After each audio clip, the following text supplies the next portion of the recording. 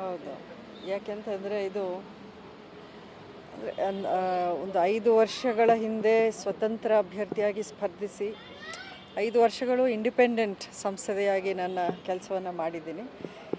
ಇವತ್ತಿನಿಂದ ಒಂದು ಹೊಸ ಅಧ್ಯಾಯ ನನ್ನ ಜೀವನದಲ್ಲಿ ಆರಂಭ ಆಗುತ್ತೆ.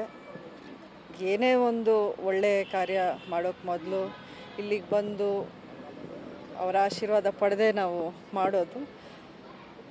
ಸೊ ಖಂಡಿತ ಇದಕ್ಕೆ ಅವರ ಆಶೀರ್ವಾದ ಇರುತ್ತೆ ಅಂತ ನಾನು ಅಂದ್ಕೊಂಡಿದ್ದೀನಿ. ಪ್ರಚಾರಕರು ಇವತ್ತಿನ ಬಿಜೆಪಿ ಕಾರ್ಯಕರ್ತರಾಗಿ ಅಧಿಕೃತವಾಗಿ ಪ್ರಚಾರಕರಿದ್ದಾರೆ ತೋರಿಸ್ಕೊತೀರಾ?